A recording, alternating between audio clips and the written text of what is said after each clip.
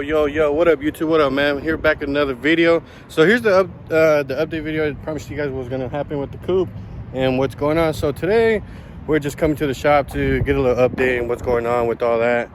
There's been some issues going on, so pretty much all we're gonna do is just introduce you guys my builder that's been building my car from the last, I want to say 3 months. He's been doing a lot for me. It's one of my sponsors from HPG. His name is Julio. You guys will be getting introduced by him too. So let's get to it. Let's say no more and let's just go see what's going on.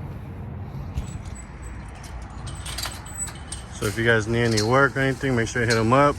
So here is my man of the hour. What's up, dude? What's up, Julio? How are you, my guy? Chilling. How you doing? Shit. Fucking busy as fuck. So get a little explaining on who you are and what do you do and pretty much anything and everything. So my name is Julio Mendoza Villanueva, hella long Mexican name. This is my shop called HPG, Higher Performance Garage. Mainly we focus on like 2JZ, GM stuff, LS stuff, 2GR, a lot of Toyota, Lexus, GM stuff mainly, but we also do everything else, some Honda, Acura, you know, Nissan, Infiniti, whatever else, Mazda, whatever you pretty much want, and I'm not really scared of touching anything, so just whatever comes in sometimes, you know, whatever's bread and butter. So Okay, it's kind of cool. Let's continue. Let's do it. So what are you working on lately? Mostly GM and Acura stuff, some Honda stuff right now. I'm trying to keep it orientated to Honda and GM, but mostly GM. Any questions you guys have, just make sure to hit him up. I will put his links, everything down below. How would you say, how far back are you on things? Work? Yes. At least like probably 2-3 months, man, to be honest, just because the machine shops are fucked up, parts are fucked up. Obviously we're trying our best to pump it out, but it's just hard to keep up with the demand with just everything going on. Gotcha. Pretty much in the industry. Any work or anything you want to show us today? See what your recent projects are or anything like that? We're working also on this Turbo Silverado, just a simple install, a lot of prefabrication, which I'll show you some cool stuff in it too. A little sleeper, it's just kind of dead in the water right now, but we just finished this ProCharge C5, which is pretty cool little custom kit where it came in, towed in, not running, not knowing what the fuck was the setup, and pretty much got everything working. Got a hold of A&A Corvette and the guys at Vortec to help kind of get it situated. But now it's running good. It's fucking nasty for sure. I mean, it's making like 5+ wheel. It's a 1450 CFM blower, comp cam, valve train work, and you know, some long tubes. Pretty good stuff. It's running right now, so we'll check it out.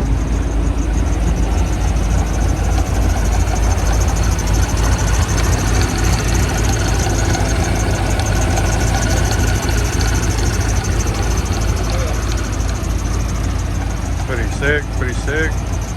And I believe they just finished this one too, so.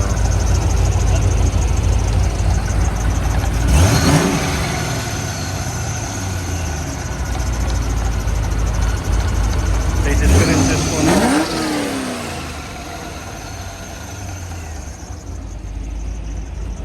Quick update on the Honda. Pretty much we got turned down by Victory Cylinder Head, unfortunately. Even though we were waiting for them to like look at it, and once they denied it, it was like kind of SOL. So now we're going to have to go down to the Bay Area to get our machine work done.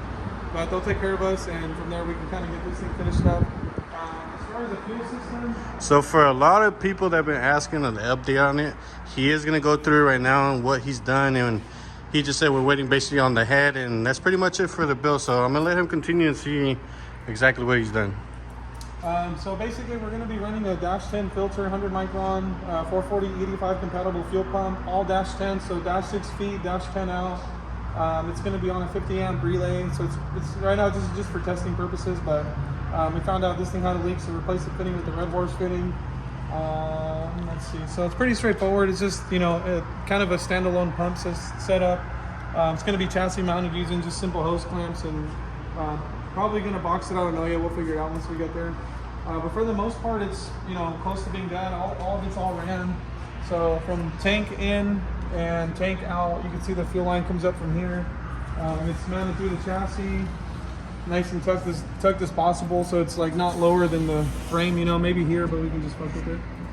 And then this basically has a disconnect. So just in case you need a disconnect from here to over there, you don't have to rip apart the whole line. You have somewhere in between you can kind of have some access to it or have some sort of way to service the line. Worst case scenario, if there is like damage or anything. But yeah, it's dash 10 all the way out basically, so it should support up to like 500-600 all day, no problem.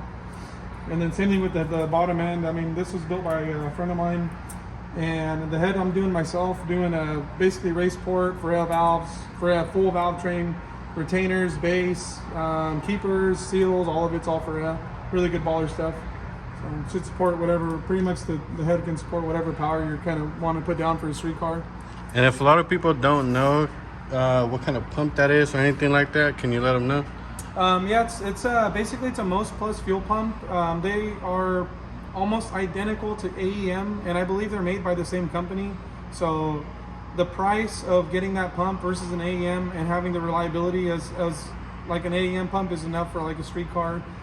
The price is there for sure, and you can't really beat it as far as like quality because it's pretty stout. You know, we've had a lot of guys run that pump before, so they've had good results, and I haven't seen any leaks, I haven't seen any failures. So that's why I still have as many as I can, and if you guys want to run them, then we'll put them on. So what do we got here, Julio? This is a LS non-VTEC block with lower compression pistons, scat rods. I believe it's supported in shimp oil pump that you were running before, but we're going to be switching to the ACL orbital oil pump, so a lot more oil flow, a lot more volume behind it.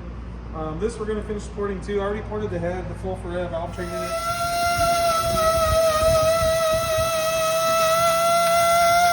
Next thing, this is just going to be opened up.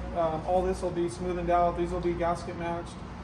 Pretty simple, just your simple run-of-the-mill 400 or 500 horsepower on the setup. You know, this is perfect for this application.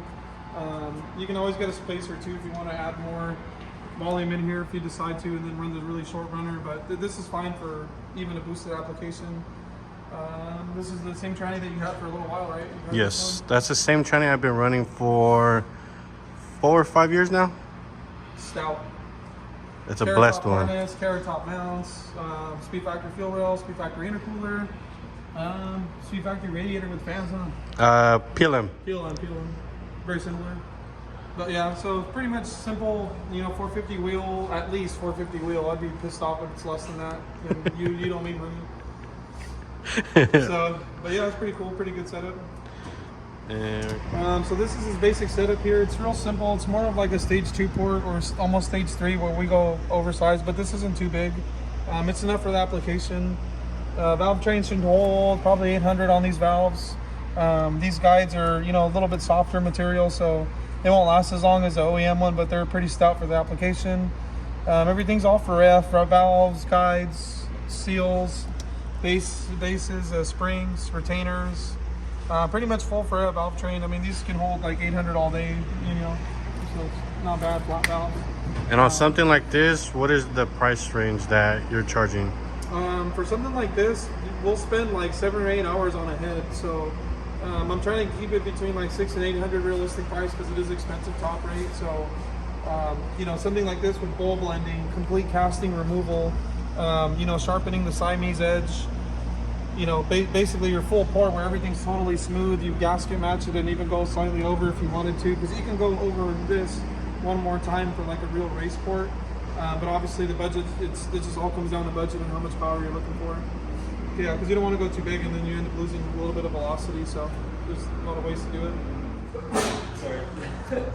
So this is pretty much the rest of the stuff that we got going for it. Dual springs, titanium retainers, new keepers or valve locks, however you want to say it.